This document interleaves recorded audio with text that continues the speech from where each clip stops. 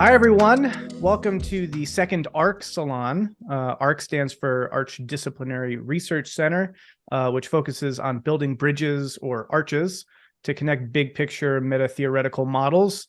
And our salon is all about kind of bringing big picture thinkers to people's attention, to engage with a broader audience, and to connect the world with these big picture ideas. Our first salon featured Dr. Greg Enriquez. Today, we are joined by Dr. Nicholas Lattanzio.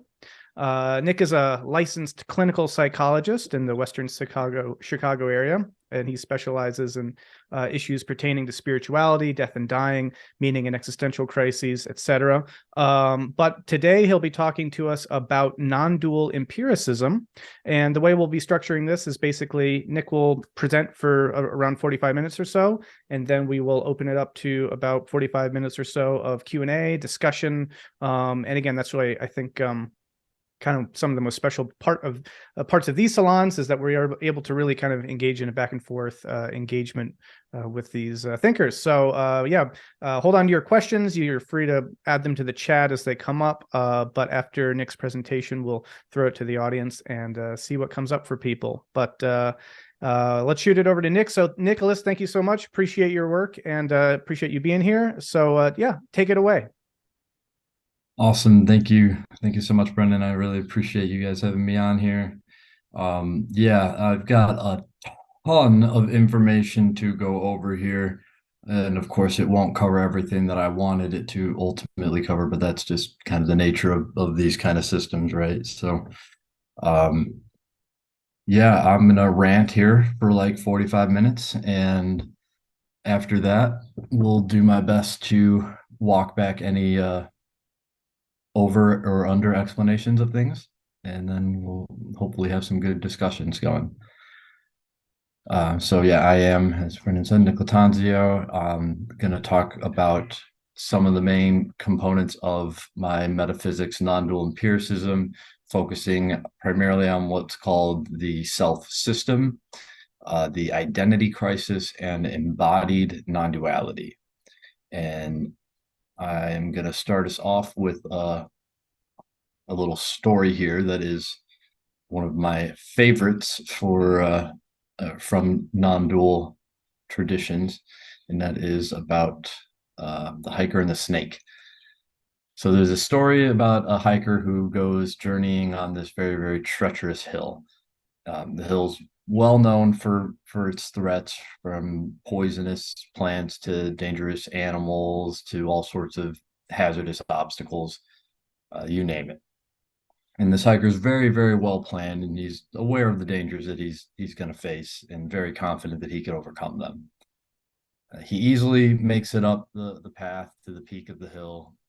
However, on his way down, night begins to fall. And as he's feeling this ominous pressure to get back down the hill before it becomes some sort of abyssal darkness, he starts to become more hypervigilant of his surroundings, and notices some things that he missed on his way up the hill. Most notably, this singular path that goes up and down the hill is very, very narrow, and the jungle around him is extremely dense and almost entirely untraversable. And even if he could cut through the jungle, it's just full of unknown dangers that are lurking in this growing darkness. So as the hiker begins to hasten his pace and trying to keep up with the descending sun, he runs into an unforeseen barrier. About 10 feet in front of him on the path appears a large snake lying across the path. And it's undoubtedly some sort of a constrictor or something that is man-eating, human-killing, that he knows better than to get anywhere near. And as his vision gets increasingly dampened by the darkness that keeps overcoming, and his nerves start to heighten, his breath quickens and shallows, and he starts to feel this incredible sense of panic overcoming him. There's nowhere for him to go. He can't really turn back up the path, because that will only lead him back up to the top of the hill and whatever other dangers are there in the dark. And he certainly can't go towards the snake. So he's paralyzed at the prospect of anything here. he's so consumed by his fear that it's as if he had forgotten everything else about himself and the world. In that moment, all he was fear. That was his entire existence. Now, unbeknownst to him, there is a hermit who lives just far enough off the path to be concealed. And hearing this fretting hiker and wanting not to be bothered by his annoying presence, the hermit makes his way out to the path to see what's going on. And as he approaches this panicking hiker and inquires into the nature of his trespassing, the hiker frantically points out and shrieks at the snake and is hyperventilating and just losing his shit. And having not recognized the snake's presence, the hermit was surprised to see that it's kind of just laying there. It doesn't coil, doesn't move, it doesn't hiss. It's just laying there with this like bare, menacing stare on the hiker. And the hermit, in his wisdom here, has preserved his mental powers of discernment despite the apparent threat of the snake. So the hermit takes a nice, kind of funny look at the hiker and then starts to walk towards the snake.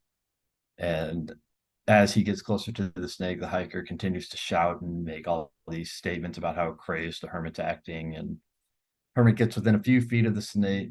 The snake starts to like kind of stare it right in the eye. And as he gets right up in front of it, just reaches in and grabs it by the head, holds it up, examines it, and starts to turn around and slowly walk it back towards the hiker, who's now lost all faith that this hermit has any sort of sanity, and now he thinks he's got a snake and a crazy man coming at him.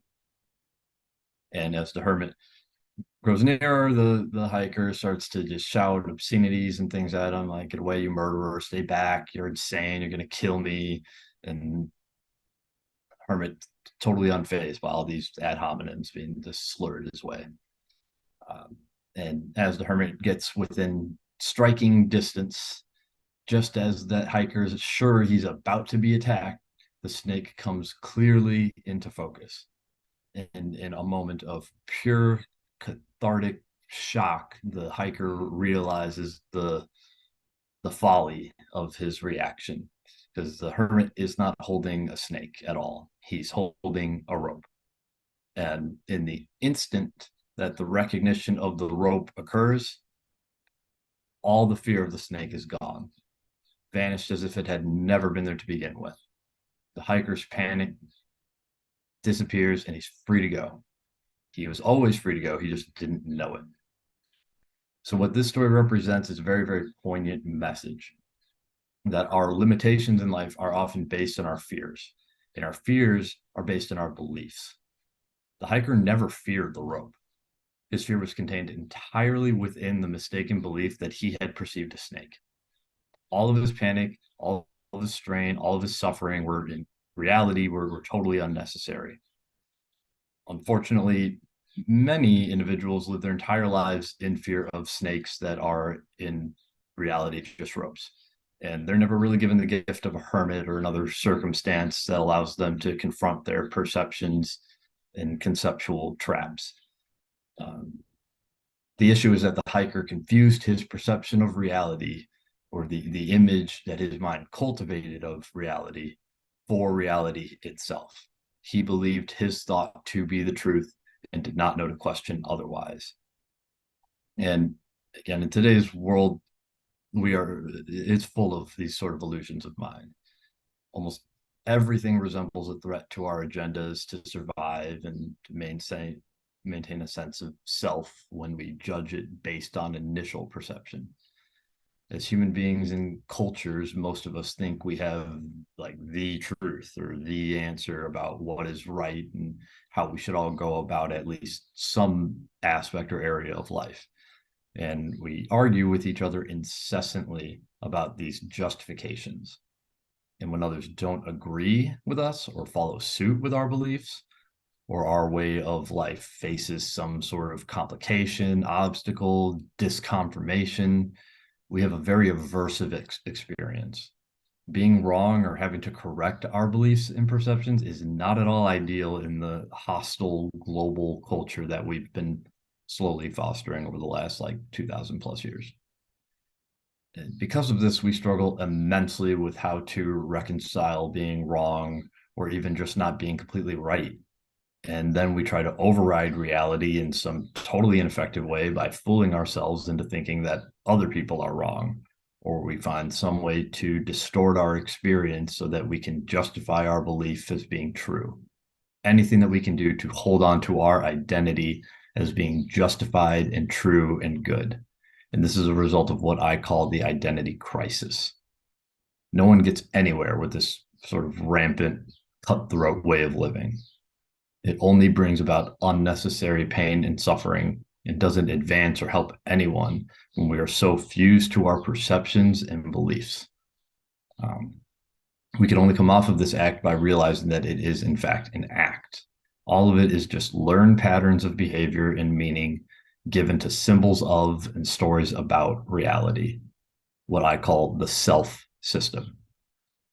We must accept that we cannot see the rope, that although what we experience is in fact what we have to work with mentally in making sense of the world, we really shouldn't be so sure about what it is so as to stake our lives on it as some fundamental truth about reality, about what reality is.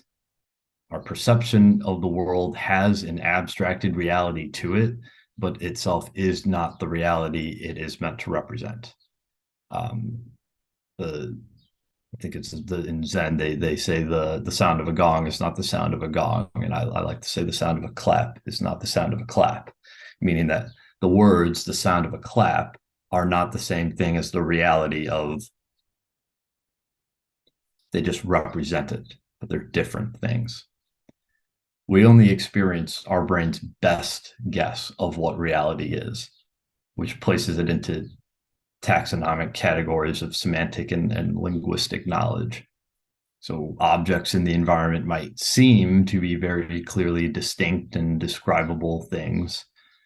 For example, we might be certain that we're looking at a red chair, but what makes it a red chair to us in perception is not what it is.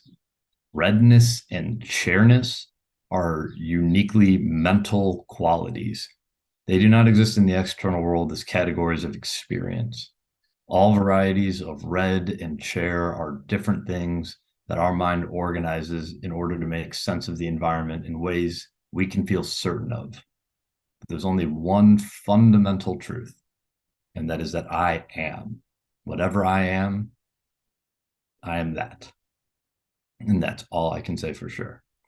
So before we go any deeper into that, let's just take a brief look at what non-dual empiricism is.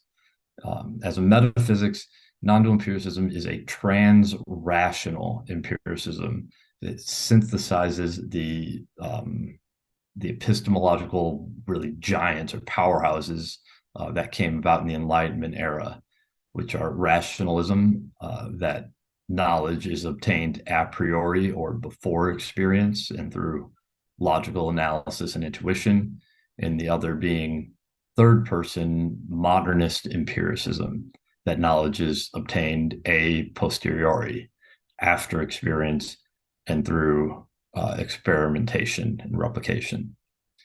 These are synthesized by non-dual empiricism according to non-dual philosophy and theology, which is essentially that the universe is both nothing and something at the same time.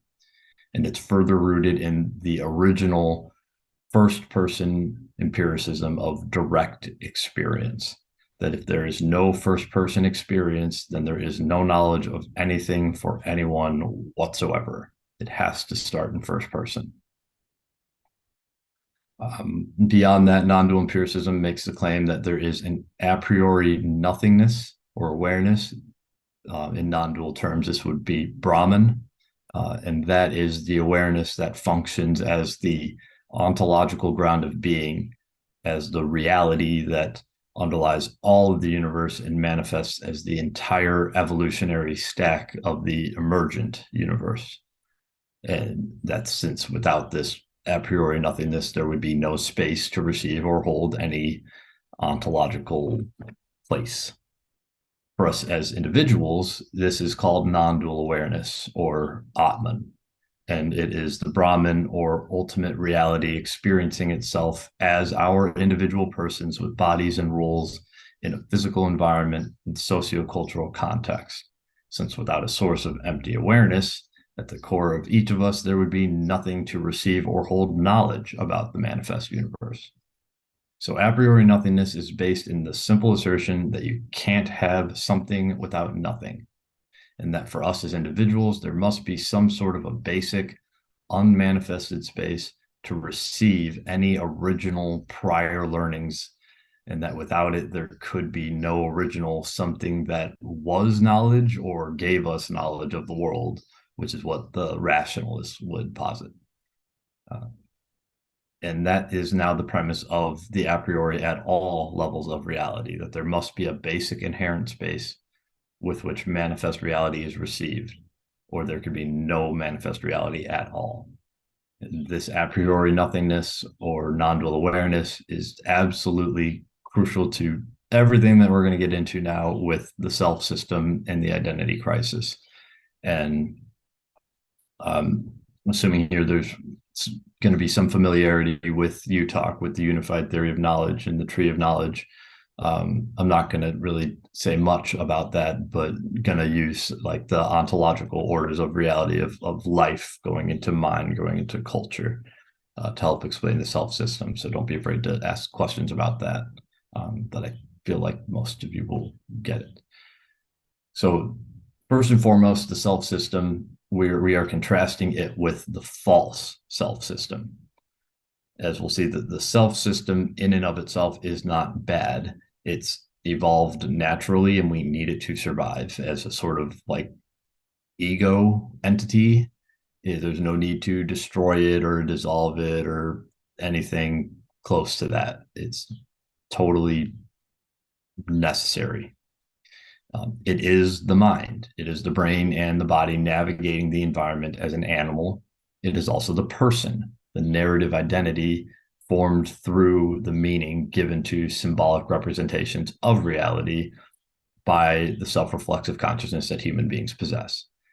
Either way, it's focused on survival and it operates on generative predictive models to learn patterns of contingent behaviors depending on sensory input taken in that is then interpreted through comparison to past experiences.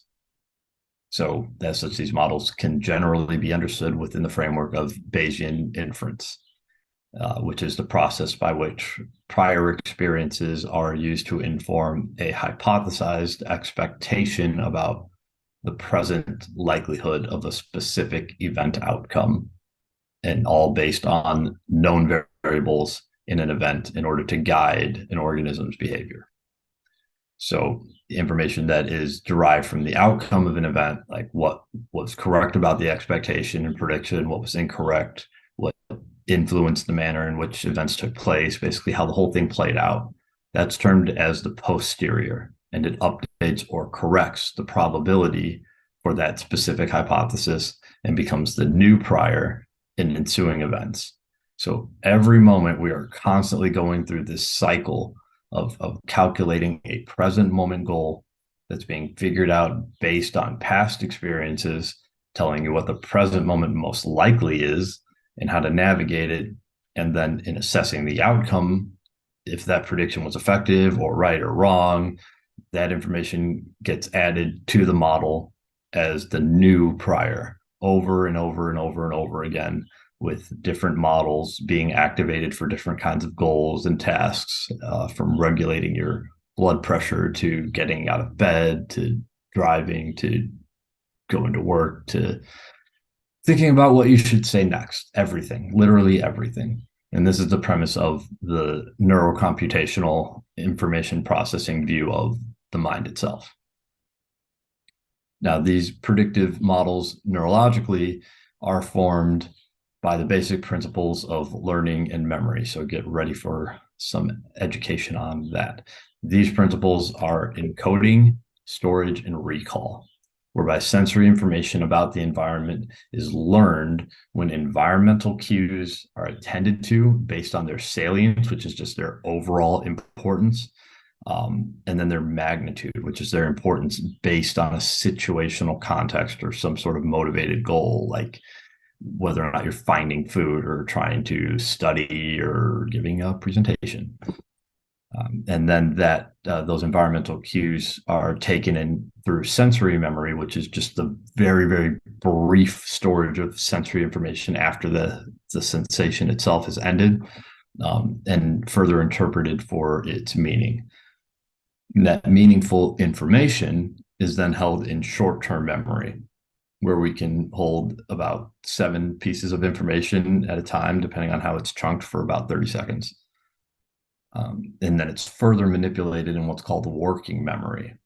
Working memory comprises multiple specialized components of cognition that allow humans to comprehend and mentally represent their immediate environment, to retain information about their immediate past experience, to support the acquisition of new knowledge, solve problems, formulate hypotheses, relate, and act on current goals, all sorts of things like that.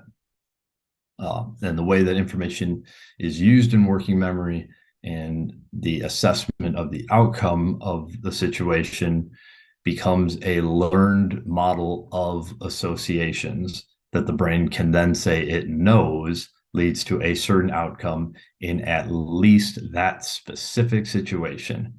So we have all sorts of very, very, very specifically conditioned models for how to handle very, very, very specific types of information and context environments. If it's deemed useful information, whether that's positive or negative, it's going to be consolidated or stabilized through memory traces into long-term memory. And memory traces are literally just the specific neural pathways that are used through the brain to think about and take the actions that each model consists of. Now, in long-term memory, there's 2 basic categories. There's explicit and implicit. Explicit long-term memory contains episodic memory, which is just contents and or the context rather, and like events that have happened, and semantic memory, which is about meaning and facts. And then implicit memory includes procedural memory, which is just how to complete any given task, associative memory, which is just the basic associations between different contents, non-associative memory, which is more like singular, unlearned, unconditioned responses to stimuli. Like if I'm getting really close to something that's hot, I'm going to pull back. I don't need to learn that. And priming memory, which is recognizing cues to help more easily recognize related information. So if I'm looking at the time and like, oh crap, I'm late for work, I'm going to more easily recognize the things around me that I need to get my butt moving to go to work. Now, individual models are more strongly tied to explicit memory because they are models for navigating specific types of situations, whereas the information in implicit memory is information that applies to multiple models. So in terms of memory, a generative predictive model can be thought of as the brain using explicit memory as mental maps for specific situations composed of the information in implicit memory to navigate the environment based on whatever its current goals, needs are, or anything along that line. Now, at the level of mind, a minded animal with a nervous system, explicit memory has different implications than it does at the level of culture. At the level of culture, for human beings only, autobiographical memory is introduced as a subset of episodic memory, which stores information about us as a continuous self, a story, a personal identity for which language serves an organizing function. And this is the neurological root of generative predictive models at the level of culture. They are stored as personal narratives in autobiographical memory. And that plays a huge role in how they operate. So as people in cultures, we learn higher order dualities of what is right and wrong and good and bad and all of that vary between and within cultures and across each and every individual. And thus the problem of justifying one's experience of reality occurs as a personal linguistic problem that lower ordered animals don't have.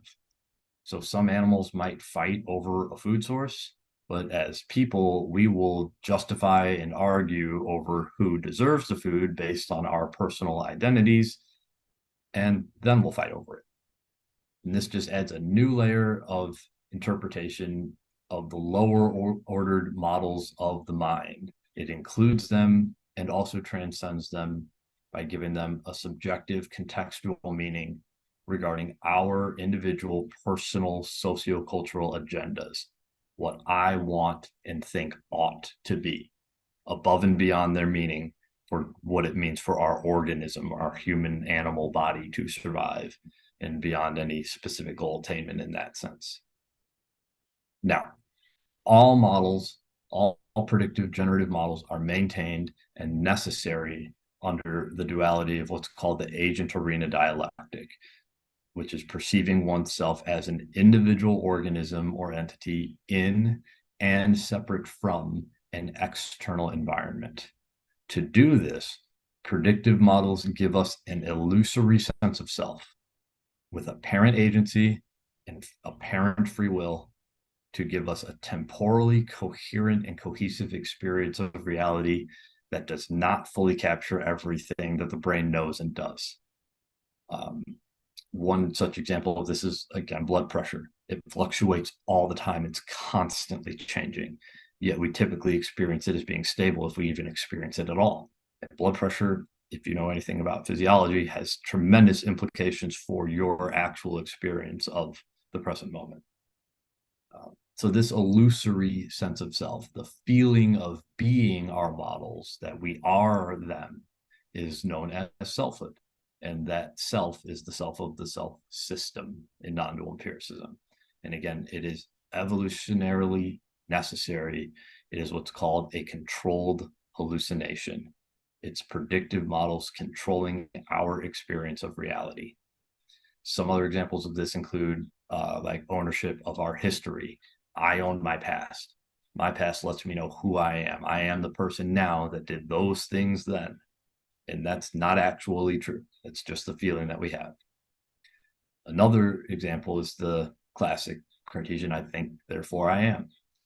That presupposes that there is an I that does the thinking. However, the thinking is producing that I that thinks it's doing the thinking. I am not actually generating my thoughts about what ought to be. They're just popping into awareness, and the mind says, yep, that's me. I did it.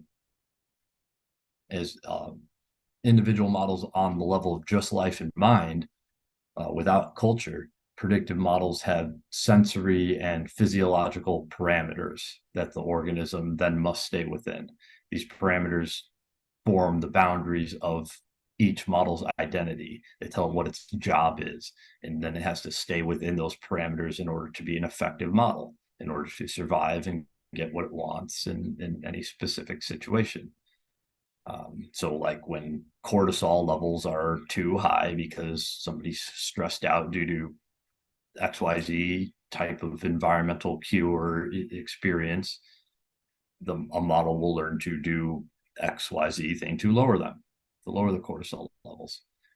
And as far as the model knows, it's just staying within those parameters. It cannot predict anything outside of them because that's information that the model doesn't have and therefore can't predict.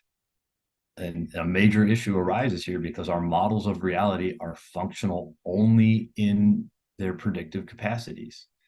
And because of that, they have to predict themselves to be true. Otherwise, they wouldn't be very good at what they did. They can't say, I'm going to be wrong.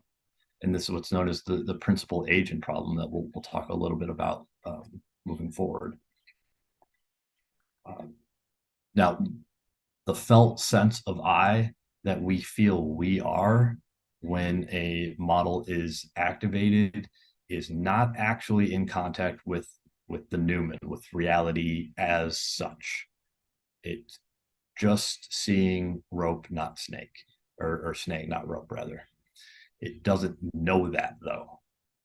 Because it doesn't know that, and yet it acts as if it does know that, anything that it does that results in an effective outcome for the organism is taken by the model to mean that it was correct. And whatever processes it initiated or behaviors it guided the organism to take are reinforced as effective and good and right and true. But in actuality, no model can know truth. And this is where the self system, the natural way of navigating the environment, becomes the false self system. It's through the simple cognitive errors that I call the ontic and the is-ought fallacy. When we identify as the self system, as the contents and the predictions and ideas of our conscious experience, and as our narratives, to the exclusion of our truest self, the observing non-dual awareness, which is one with that a priori awareness or nothingness that underlies all of reality itself. The blindness of models to that source identity becomes highly problematic when the behavior for a given situation does not correspond with what was necessary to accomplish a given task or to attain a certain goal. One kind of easy example is addiction, where, say, a person is stressed out when they have an obligation, and the activated model to deal with that stress knows that using a substance will be effective in reducing stress to an acceptable level, which for the model might just be acceptable cortisol levels or something of that nature. Is probably multiple parameters. And when the individual gets high and stress is then reduced, the model feels like it did a good job and it's been successful, and substance use is then reinforced despite the person not actually having met their obligation, not having resolved the true source of stress because they just got high instead. But the model cannot see that. It cannot see its deleterious effects of its actions because it's just blind to that information. It's blind to actual reality. It's just operating on the parameters. So cortisol went down. Guess we did it right. And when those unmet obligations or needs later cause more stress because they're unfulfilled and unmet, then the same model is only going to be more likely and more sure of itself to repeat the same maladaptive behaviors. And that's going to lead the individual to feel really, really frustrated and stuck, and as if they can't change what they're doing. And then they experience a whole bunch of unnecessary suffering. And this is how models form entrenched maladaptive habits in the exact same way that they would habituate to any adaptive process. It's really rather insidious. It's pretty sinister. The blindness of models when it comes to entrenched maladaptive habits is even further compounded by the way that models learn. See, models learn not according to what's true. They learn according to prediction errors and memory reconsolidation.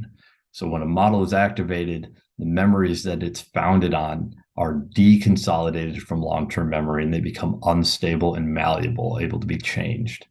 When an error is recognized in the employment of the specific model, so when it's seen to be ineffective, then the model is updated and new information is encoded to be reconsolidated into long-term memory. It's updated, then it goes back, and when it's consolidated, it's like stored, it's sturdy, it's not going to get changed that way. And this follows that Bayesian inferential framework of a prior experience leading to the expectation of a certain present moment likelihood, leading then to the posterior analysis of what happened, which becomes the new prior for the next experience. But due to the brain's emphasis on optimizing efficiency in achieving goals and drives, models can become resistant to new learning when the explicit memories that they're formed on are not destabilized, either because they're not properly or fully activated, or because the new learning is blocked. So blocking refers to an organism learning that a particular internal or external cue or action to take, such as in our example, substance use, that guarantees or fully predicts a desired outcome or reward, in that example being less stress. And to remain optimally efficient, the brain then does not believe other variables will add any predictive value and will not care to learn about any other variables or factors to the point that it can simply ignore them unless they are related to an error in the originally learned associations. So the model being wrong or having its expectations or parameters violated, like getting high and that not relieving stress.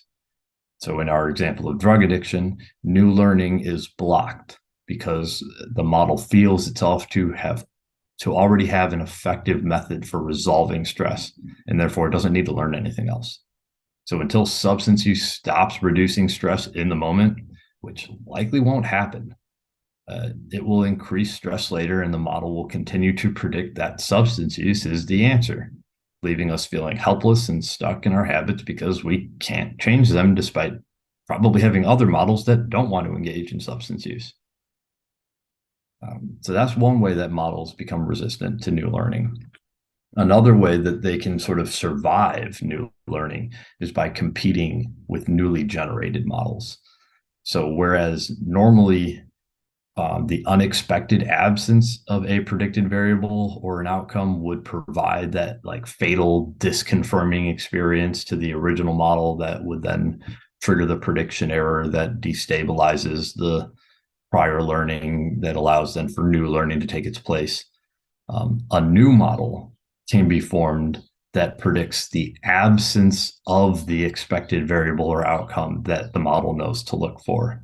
So if you have a history of, say, physical abuse, and you are used to that being like you see the shadow of your abuser, and that triggers like defense mechanisms, you can have a new model that gets formed that will learn to predict the absence of abuse when the shadow is seen, such that you'll see the shadow and you might not learn, or you might not have somebody come up and hit you, which obviously is good, but that should overwrite the old learning that you would normally get hit. That should be what's called a new safety memory, new safety learning.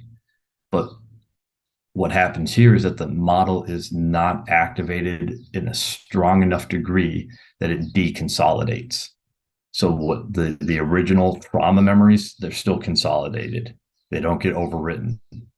And that happens because of things like memory errors, like overgeneralization or stimulus equivalency or temporal splitting, which I can explain more later if needed. They allow the model to be only like generally activated as a template without pulling directly from the original learnings, without having to deconsolidate it, and only pulling from the associations of that original learning. So it doesn't tap into the explicit episodic autobiographical memory that the model is actually based in, just the implicit memory and the semantic memory of the information that it contains.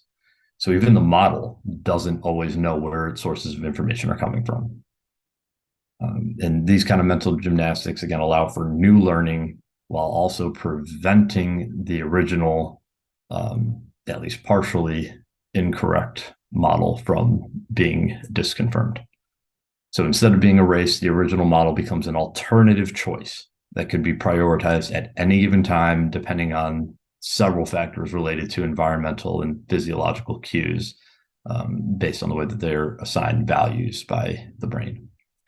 And these competing models can still be adaptive for an organism in evaluating behavioral options based on like the presence or absence of pertinent variables.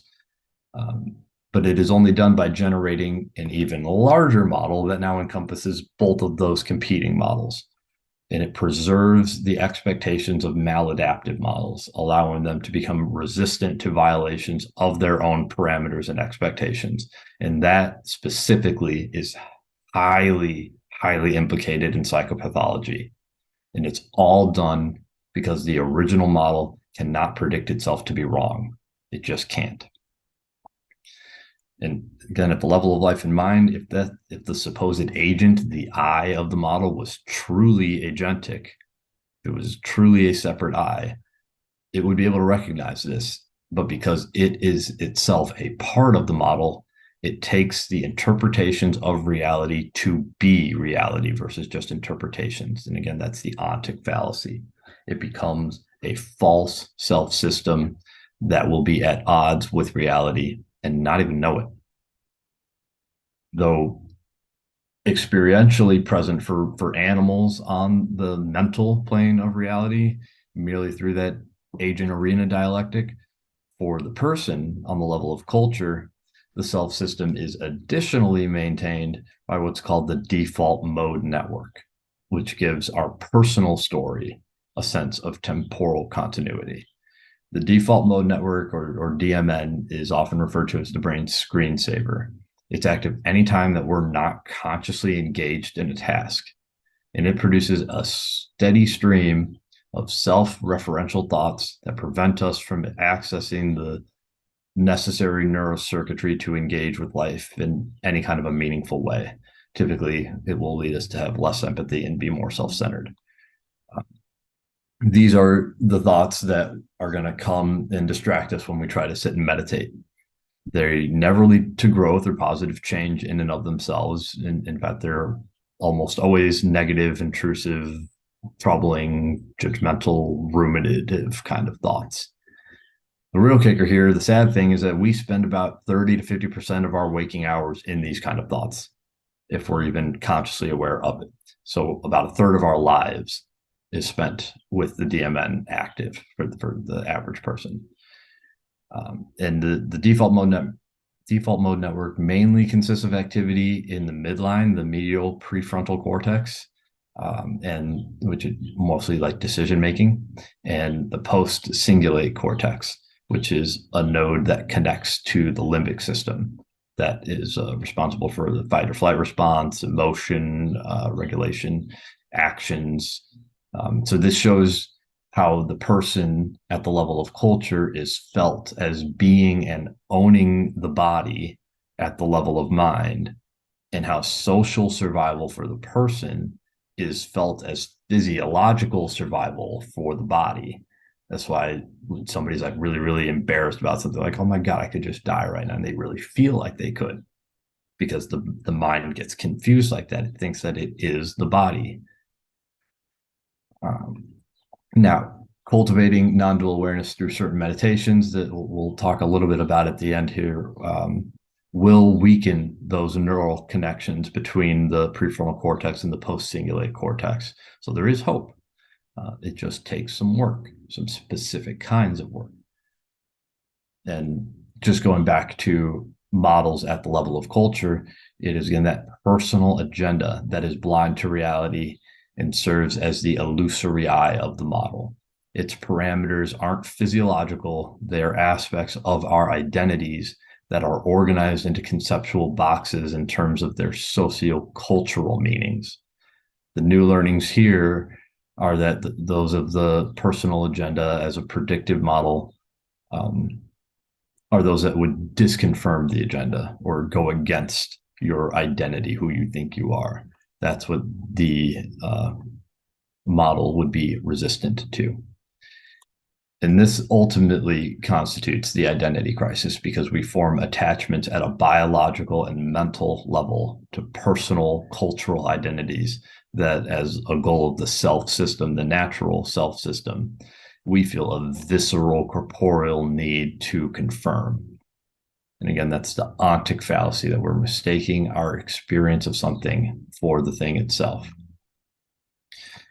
So like when our identities are challenged, when we feel that we're being challenged for who we are, we don't reflect on where that identity originated. We just want to confirm it, and we're closed off to anything that might try to change it.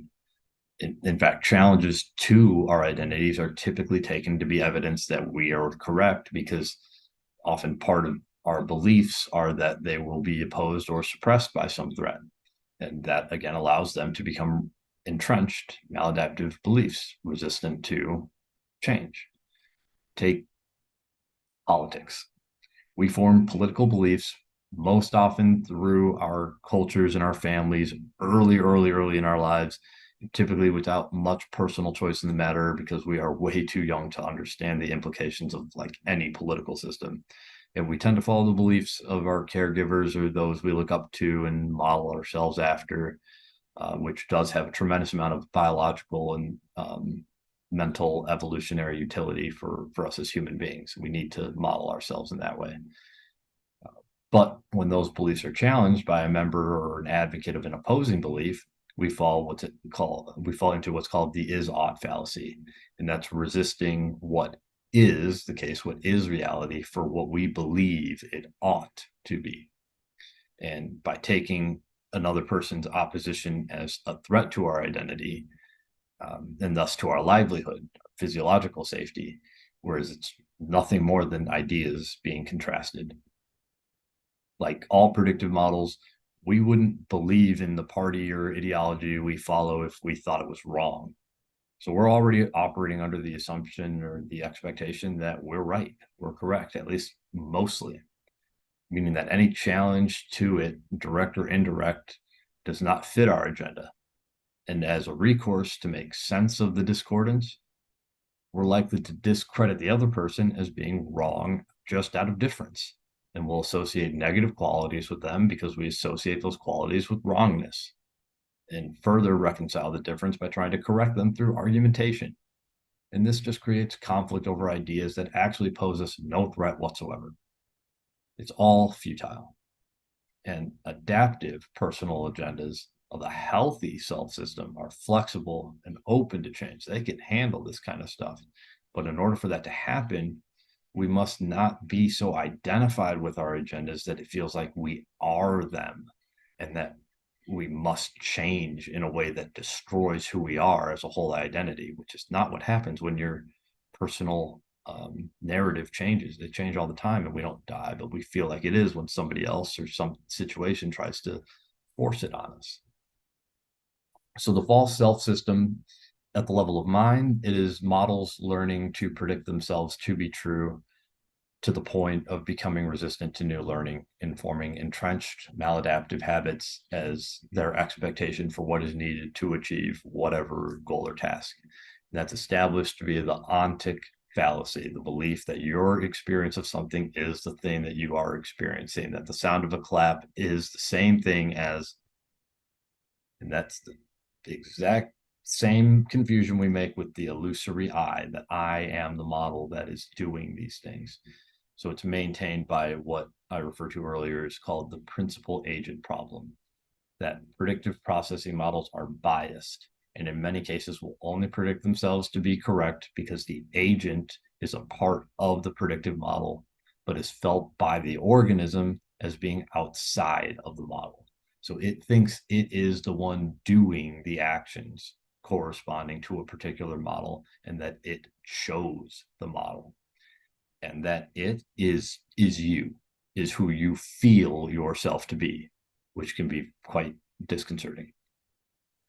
On the level of culture, the false self system is all that, but is additionally the illusion that one fundamentally is their personal identity and narrative, and resisting change to their identity as an interpersonal sociocultural agenda. And this is established via the is-ought fallacy, when one unconsciously resists the way the world is because they believe it ought to be different and are unaware that what they are experiencing is a natural truth and it is the case, and they can't change it because it can't fight what reality is, it just is. And this gets maintained by fusion to the content generated by the default mode network, as well as the principal agent problem, which is just fundamental to the whole identity crisis. So the false self system is not the mind in its natural function. It is attachment to personal and physiological expectations that create unnecessary pain and suffering. The identity crisis then represents on a macro societal level our attachment to our personal narratives and physical bodies, to survival agendas that rely on subjective justifications made by the self system. It is ego as identity, the false identification with and personalization of the natural, healthy self system. It's the problem of the language game on an individual level. It's the meaning crisis at its source, that we think that we as concepts, as narratives, can drive evolution however we want to, implying that we can control and manipulate reality because we're somehow separate from it. The identity crisis is born out of really the clash between modernism and postmodernism in discerning what actions are true and good and right, and it's causing us only to become more entrenched in our senses of self and relative identities, fighting through, again, language games and justified oughts about reality, totally ignoring our truest non-dual self of just pure open awareness. So finding that true a priori awareness, self, Atman, is our way through this crisis. So quick review of some things. The symbols and images and meanings that the self symbol gives us about reality are mental maps it is using. As long as we survive biologically and socially, the self system believes itself to be correct and the map is reinforced. But it has no way of actually knowing whether or not it is true, just if it was effective. It is just operating on predictions and expectations based on past experiences. When we are so convinced by these maps because they seem to be us, then we become the false system, the false self system. And that's false because we will follow that map without realizing it's a map and thinking that it's the territory. And again, that's the ontic fallacy. This map can be the whole of our phenomenological experience, or it can be just one single piece of content of that experience. And once we're stuck with it, we become the map. We can't even realize that we are the observer of the map, and in effect, we become what we are aware of. If we're identified with these various categories of the content of the body and mind, then you'll suffer the things that are important to those categories. My body is suffering physical pain. My athlete identity is suffering failure. My attractiveness ideal is suffering poor body image. It's the idea you have of who you think you are suffering from ideas it has about who it takes itself to be. And again, that's the identity crisis. Now, ontologically, we are these things, but they are not our fundamental selves. They're not the a priori awareness. And again, to resolve the identity crisis, we need to be able to discern our true selves from the self system. And the last things that I'll touch on here are exactly that. To discern our true selves from the false self system, Nondual Empiricism has what's called embodied non-duality, or non-dual living, which is the clinical or applied model of non-dual empiricism that refers to the cultivated ability to live without intentions that are based in one's fusion to a personal or egoic agenda, and to just simply trust and surrender themselves to the intelligent flow of non-dual awareness of the Atman. It's a parallel process with all other manifest processes of reality, meaning that it necessarily goes with realigning one to the flow of the natural self system. And it is about transcending the personal. And embodied non-duality occurs via the processes of becoming aware first of both the false self system and the self system, de-identifying with them as we re-identify with just that non-dual awareness, which has no model, and cultivating access to and then embodying non-dual awareness. And only then can we bring that healing power of that awareness back to our roles, which are conditioned by the self system, such that we can then be adaptive and flexible and one with our roles as in like a flow state. The main skill for de-identifying with the self system is called self-inquiry, or stabilizing, as non-dual awareness is self-abidance, or embodying is value-based living and empathic engagement, as well as some other things with compassion, along with the principle of teleological trust, which is essentially just trusting that you can't really make a mistake because there is no you that could choose to make a mistake. And all of this is enabled through non-conceptual thought. Now, for those specific habits and beliefs that are so deeply entrenched in autobiographical memory that they're resistant to new learning, the only real way that we know how to fix that is through what's called the corrective emotional experience. It's crucial for allowing maladaptive predictive models to update adaptively and be corrected by providing this corrective emotional experience. Such an experience is one strong and related enough to the original learnings that the model parameters are informed by that it activates the model at its roots, that it deconsolidates the autobiographical memories such that those memories can become destabilized, allowing for reconsolidation of new learning. Then a disconfirming experience strong enough to trigger a prediction error has to be provided to allow for a healing or adaptive experience to be reconsolidated as that new learning. This disconfirming corrective experience can simply take the form of the present moment, coming into contact with non-conceptual here and now, where there are no predictions because nothing is actually happening when you're not conceptually thinking about it. And to do this, we have to be identified with the true agent of the a priori non-dual awareness and aware of the model being employed without engaging with or identifying as it. So self-inquiry being used to detach from a model leaves us in this predictionless space called the present moment. Self-abidance being used to stabilize in the present moment alone can provide the corrective experience, because without mentally labeling what is occurring with being in this non-conceptual thought, you can recognize that nothing is actually happening in the here and now, and the predictions of the model are seen to be false, i.e. it's a bad mental map. Your brain can't avoid that at that point. Without such personal reliance on these false models, we can recognize our true nature as non-dual awareness. We can flow with and as our environment, and we can be far more open and effective with ourselves and each other on a personal level. Okay, now I just spewed out a whole bunch of information. I hope that you guys have some understanding from it. So I hope something stuck in your universes about the self system, the false self system, the identity crisis, and all that. Appreciate you bearing with me through that craziness. And at this point, I'd love to open it up to questions, discussion. That was awesome. Thank you, Nick. We'll open the floor. Just use the reaction buttons through Zoom and raise your hand. And Nick, you can just go ahead and call people as they pop up.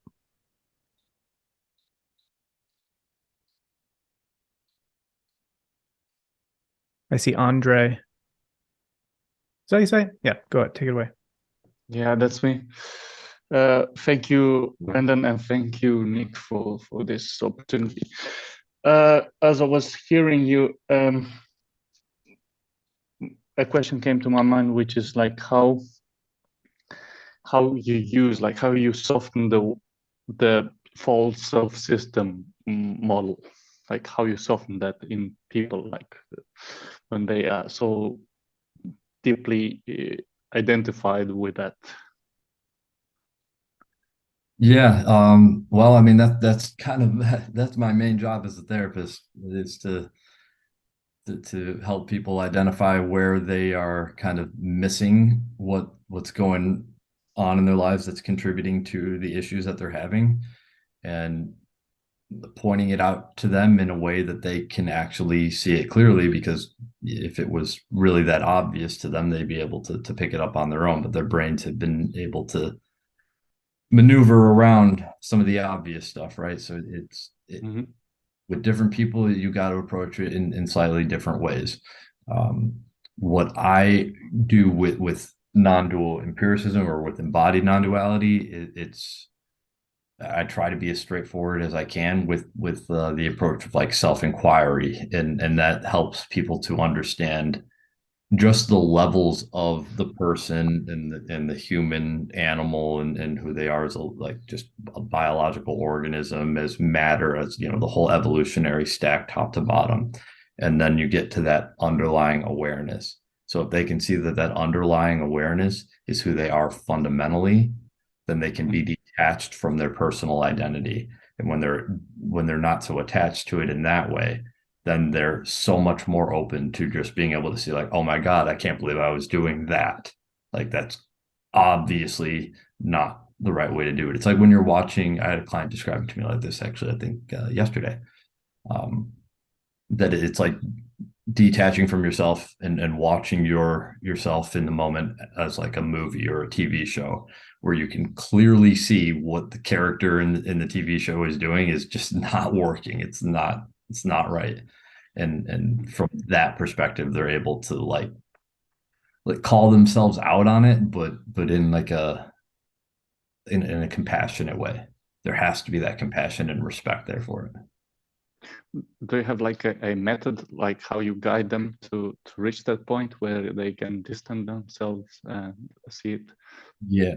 So that is through the skill of self-inquiry, which is it's just asking, once you have an understanding of like the evolutionary stack, it's just asking who is thinking this. So if I'm having a craving to go and get high, I can say, who's having that craving? Let's find the I that says it's having that craving. I want to it's like the Bodhidharma Zen story of hey, my mind is struggling. How do I quiet my mind? And Bodhidharma says, well, can you put it in my hand? Then the guy says, no, what do you mean? I can't put it. Where is it when you look for it? It's not there. Not there. It's pacified. It's not. When you go looking for the I that says that it wants to get higher, that it's having the craving, it's not there. It's just a thought. And that can provide the separation, the experience of detachment from it. Interesting. Have you experienced, tried like um, hypnosis does the same thing kind of thing, or is meditation? Absolutely. Yeah, hypnosis provides that same sort of detachment that isn't quite dissociation, where dissociation is more like ignoring what's happening, and detachment is like observing but not identifying. There is some good research on how like the sort of detached experience that comes with certain meditations and mindfulness practices overlaps substantially with hypnosis. And I have basic clinical training in hypnosis. So I do incorporate some of that in what I do with clients with like guided meditations and things to help them just get into a more physiologically relaxed state. Yeah, I see hypnosis like you give them instructions, and meditation as allowing it to bubble up, Yep. like on a contrary kind of spiral. Absolutely. Yeah, I just wanted to add here, if someone is curious, like, have you ever heard about EMDR?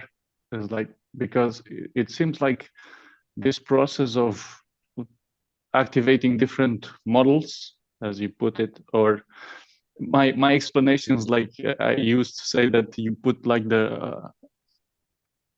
your whole brain to work together, like the right hemisphere and left hemisphere, somehow using the bilateral stimulation. yes, it helps to activate the emotional limbic system, and then you start to rationalize it properly using the whole brain kind of thing. And it does the trick of like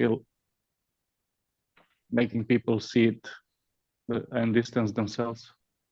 But it's just to add to the discussion. I don't know if here are more therapists who could add a little bit or maybe comment on this.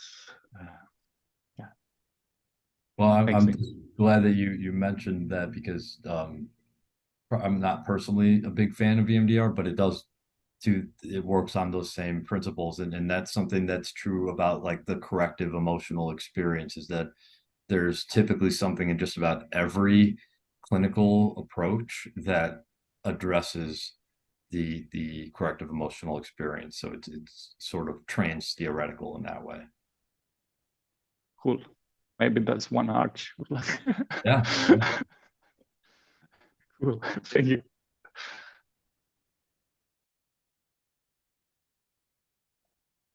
Anyone else want to pose a question? Yeah.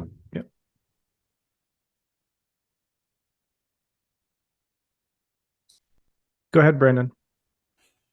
The question I had was that well, I noticed that you had the self treated as a model, and that models are mental from what I understand, but I don't quite understand what a model is. I might have missed it somewhere in the beginning of it, but are models just mental maps, or are they something else? Yeah, they're, at least in the sense that I'm talking about, like the self system there, the models they're just like conditioned patterns of neural activity. Okay.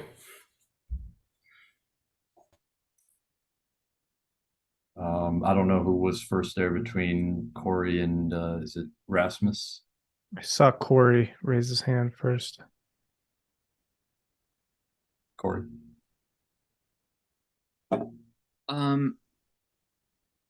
The notion of, so in the Bayesian framework, basically our brains are impressed by experience, and then we create behaviors, and then there's this sort of rhythm that goes along with it. And I was just thinking about the notion of approximations. So like earlier on, you had mentioned about, there's the object of a chair, but then we observe the chair, and then we attach or assign meaning to the chair, but the chair in itself doesn't have any intrinsic meaning per se in of itself, because it doesn't have the capacity. It's just a chair, right? And I was thinking about this in relationship to like Jung's notion of archetypes, for example, as maybe an expression of a similar idea, but not in the mathematical sense, where you have a person, let's say, for example, like anima in men, in his theory. A boy will experience his mother, and he'll be impressed by the way that she is, and then he will generate a precursor idea about women based on his experience with his mom. And so, if the mother is not does not have healthy behaviors, then this can lead to behavioral problems interpreting women as the boy gets older. And so this notion of approximating, right? I guess I'm just kind of making a statement, and I'd like to hear kind of like what your thoughts are and how it relates to some of your thinking with this. It's almost like we need to have a lot of variation. We have to have a lot of variation of experience of particular things, so that through all that variation, it can help us identify what the common thing is within it. And I think that can apply to just everyday life things. Just like, for example, with people. And I also think it goes all the way up to like, big picture frameworks, right? Like getting all these variations of them, overlapping them, and then, patterns sort of like stand out that hold across them. And then you can sort of separate out, the what they share in common versus, what's different versus what might be an error or a malfunction, all the way from the top, to our direct experience in everyday life. So, like in your therapy that you do, does this have like a name where you sort of integrate a diversity of different experiences about the same thing, but from different contexts and perspectives? So it creates a sort of a noise around it. So one particular behavior that's creating a problem within a person, or some social event that is cyclical and creating problems, can be fitted into a larger context, helps the person zoom out perhaps, and be able to see the dysfunction in relationship to the larger world of ways that things can be. kind of a statement, kind of a question there. Yeah, there's a lot packed into that one, man. First of all, like, yeah, psychodynamic theories, attachment theory has that stuff down with like Bowlby's, the internal working models for caregivers and all sorts of things with that definitely help us form models like interpersonally. Speaking more broadly, from my understanding of it, there's kind of a general assumption that, and you're speaking really to the vast, like the astounding complexity of these predictive models. Like the examples I gave were stupid simple. These models in reality, the parameters for most of them are going to be hundreds of different variables and physiological ones and ones that correspond to specific kinds of thoughts, like the specific wording, emotional salience, and every variable that you could possibly think of, and every variation of all of these things. So I think when it comes to addressing the specific like pathology of certain models, there's an assumption that you don't need to create that noise around it because that noise is already there. It's already there within all the other models. So what it really becomes about is isolating and identifying the specific neural pathways or the specific cognitive links that lead to that dysfunction and that pathology, and then correcting them, perhaps then by relating them back out, kind of like you were saying, to more natural adaptive processes. Yeah, because like when thinking about like addiction, for example, and then there's a cycle that people go through, and then there's different phases that people are in, and then there are certain states of mind that people have depending on where they're in that cycle. Mm-hmm. And the whole process of wanting to do things that makes us feel good and alleviates stress is natural. Like it's already built in us. It's that there's a sort of like the placeholder for the thing that helps us alleviate the stress is maybe not the best thing, right? Like in an addiction related topic. So then there's sort of like a transposing, right? It's like finding something that's can accommodate in a similar way, but doesn't necessarily have all the negative effects. Something like that, perhaps. Yeah, that's what they call where it used to be like kind of the abstinence programs, like AA. Now they are really people are really big fans of harm reduction models, which is finding replacement behaviors, simply just using less or finding ways to control use. But I mean, addiction is one of the best examples of just how tragic these models can be, how much they can really take over, because your brain will find a way to connect the dots for everything to equals we need to use a substance. It will just take it hijacks the learning system is what they say in psychology. Yeah, I just guess to I was going to chime in regarding what you're saying, but go ahead and make that comment because it might be relevant to what I was going to follow up with. Oh no, you go. Oh, but it was based on what you were saying. I was going to respond to your comment. Okay, but what were you just going to say, just in case it's relevant to what I was going to say? What was I gonna say? I was gonna say, oh, it was the notion that if we look at like the Bayesian brain at like as a lens for making sense of how people work, it kind of for me it takes it makes it easier for me to see the person through the behavior because they're kind of like infected by a maladaptive behavior in themselves, and it's not really their fault, like it's neurological processes going off, and then it's having this outcome in there, not yet to the point where they can coordinate it and overcome it. And so I guess I was just going to say it causes me to feel more empathy and more patience, I think, looking from the Bayesian framework.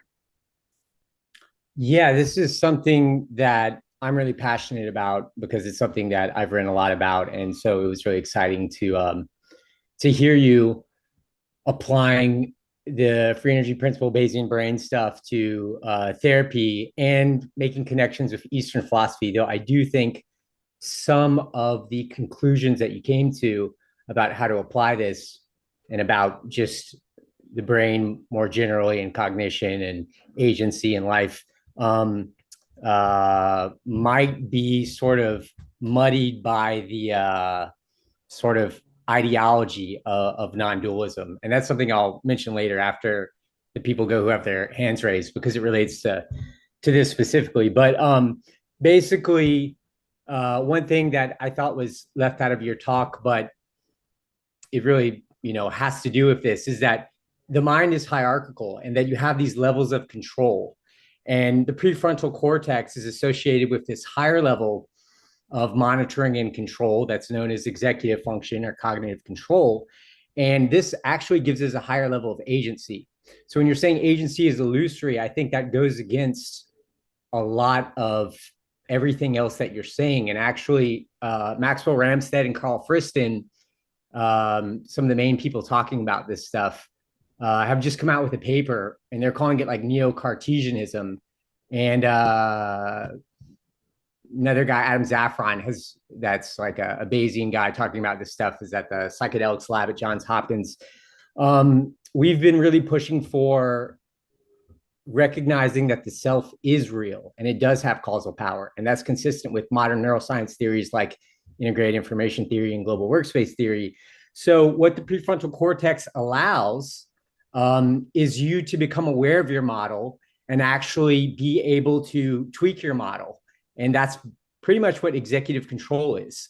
And when you don't have good executive functioning, you're basically just, you have this automatic mind and it's algorithmic and there's no self-awareness. And you basically get stuck in that model. And there's papers on this from a Bayesian perspective about mental states, like you're talking about, like people being stuck in these attractors. So there's this brain state that you said can't be broken up. But specifically what gets you out of that is executive functioning and cognitive control and this higher level awareness that specifically comes from a higher level self that emerges, that allows you to reflect on yourself. And when you are an addict, for example, that breaks down and you're not able to vary your model. And so when Corey mentioned variation, when we have like a healthy prefrontal cortex, that's absolutely what we can do. We learn through variation and selection. So trial and error learning, basically, it's a Darwinian mechanism.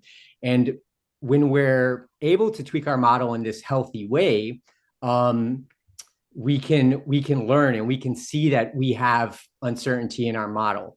But when you have addiction or anything that dissolves that healthy prefrontal cortex circuit, then you basically get stuck in this model and you do the one of two things that you can do according to the Bayesian brain paradigm is you can try to make the world fit your model, or you can update your model to be more consistent with actual reality around you.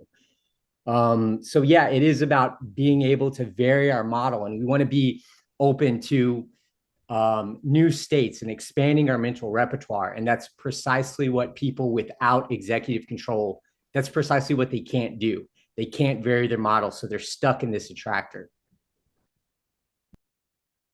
But yeah, the other stuff about the self, the reality of the self, I'll talk about that later. Maybe we should save that for then, but because I think it's super important. And I think saying the self is illusory, all the things that you've mentioned about becoming aware of your model, that's, to me, that's the self. And when you're saying becoming detached, I've been using the term meta-awareness.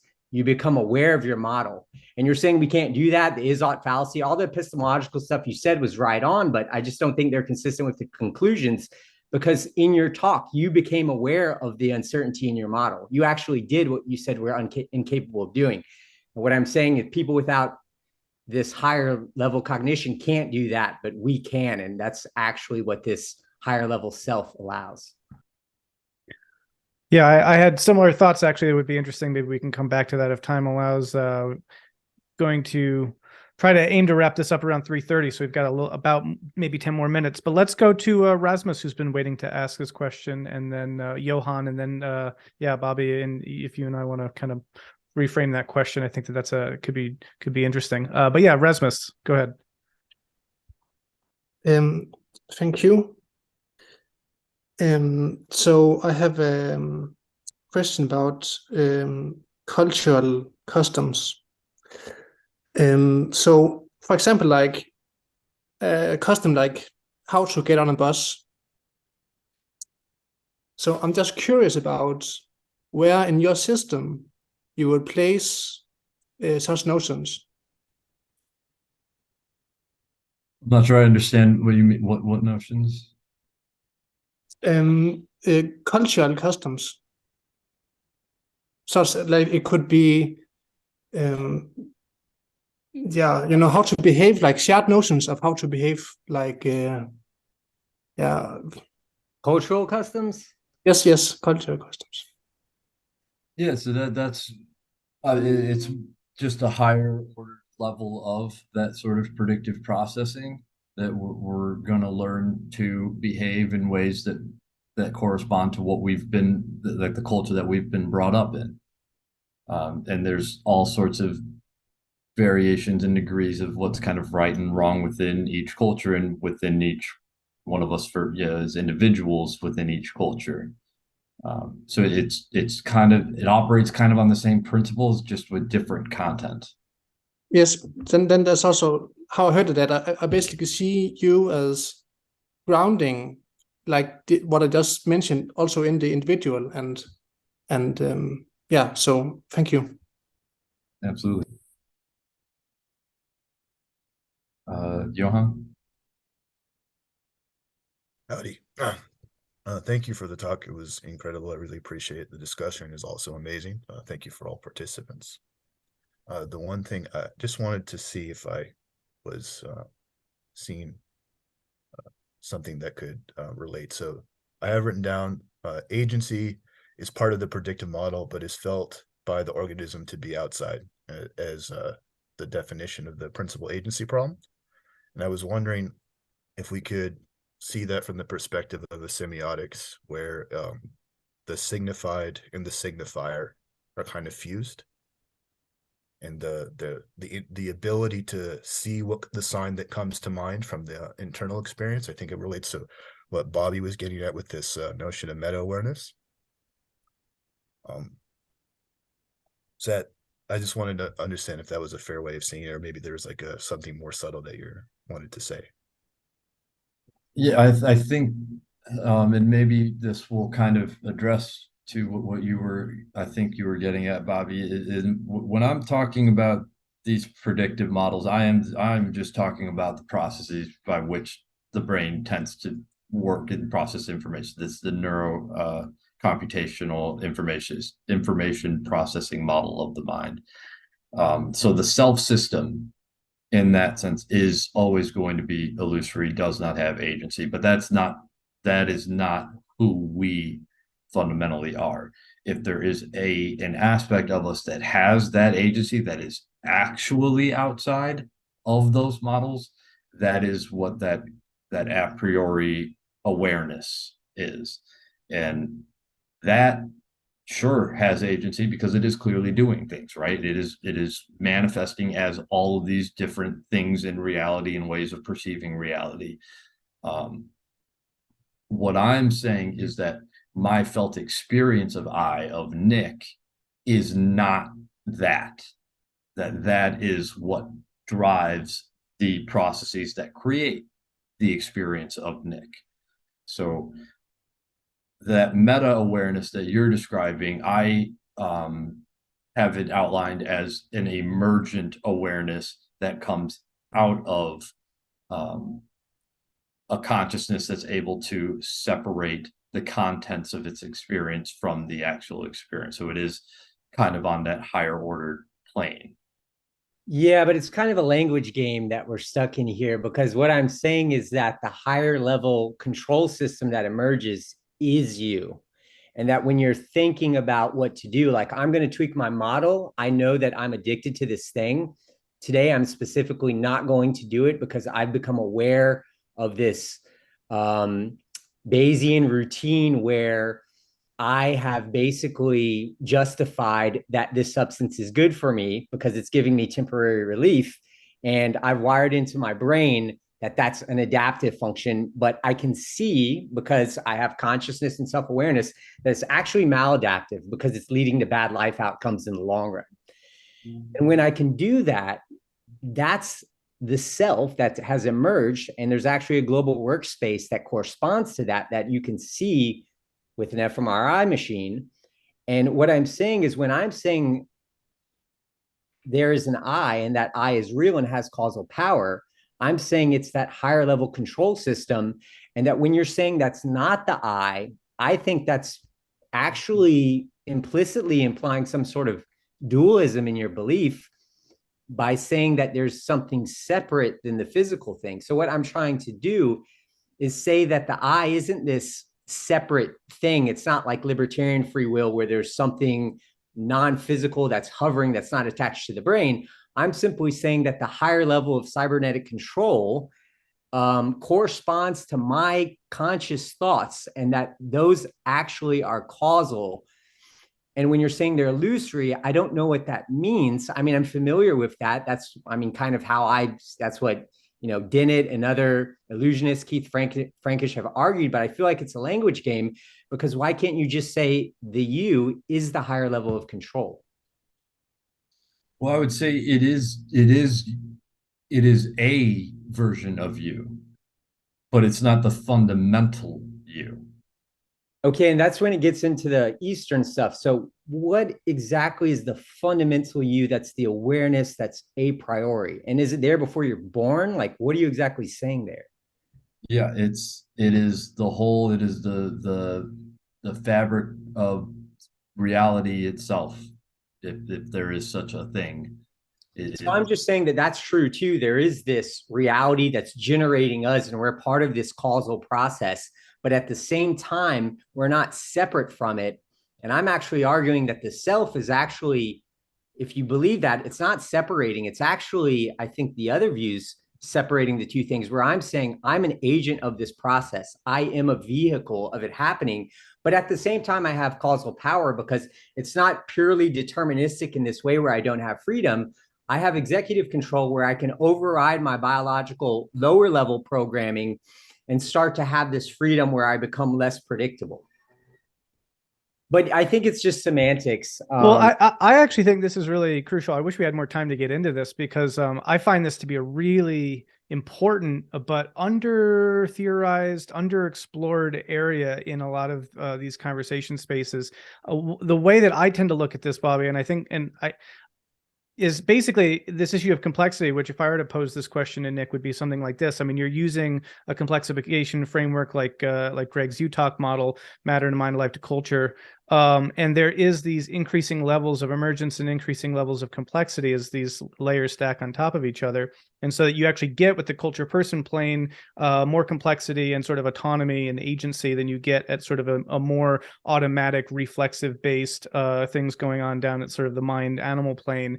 And I think, to Bobby's point, you could see the increasing autonomization, the increasing agency, as being a product of complexity. Whereas what I get from your model and other ways that people integrate these with Eastern models is actually to say that the sort of aim to identify the true self is to kind of go down the stack, to go down all the way to the base of ultimate reality. And there you'll find this non-dual sort of totally simplex kind of awareness, and maybe in some kind of a panpsychic sense or something.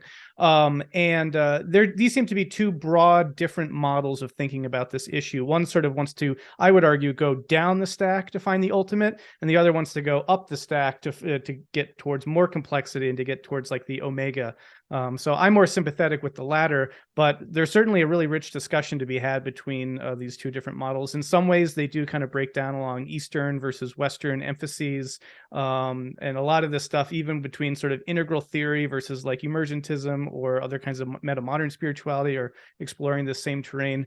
I recently had a conversation with John Vervaeke about some of this and talking about Neoplatonic frameworks to get at this. So anyway, I think this question won't be going away anytime soon, but I'd love to. This could be a wonderful basis of an archdisciplinary conversation where we could really dig into this, because I actually think that as we do try to explore and search for arches amongst these meta theories, this is going to keep coming up, and it could lead to a synthesis where we could put these two models in relationship to each other and actually realize that that they're both in the picture, right? And that would be an incredible product to come from some of the work that we try to do here. But yes, before we go, Jasper had his other hand up, and so we can maybe just get one more question in before we tie this up. Jasper, did you want to ask a question?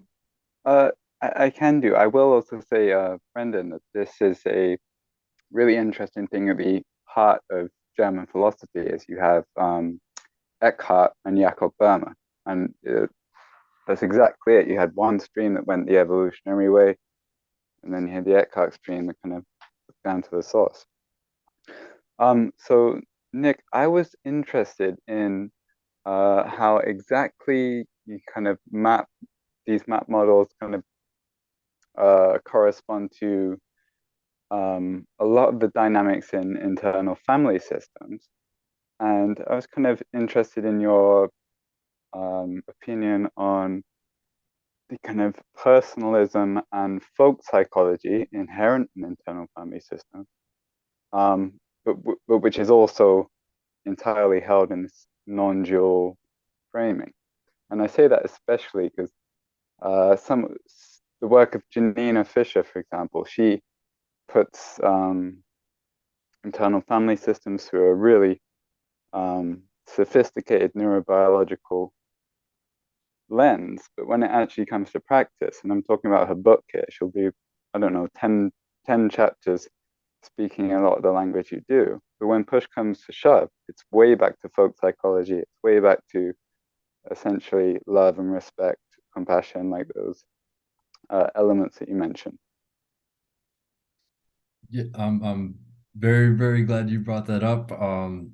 In a version of what I'm working on writing and publishing, I have a whole section dedicated to IFS. That's actually one of the therapy models that I utilize most with my clients, because yeah, a part is a model, very much in that sense. So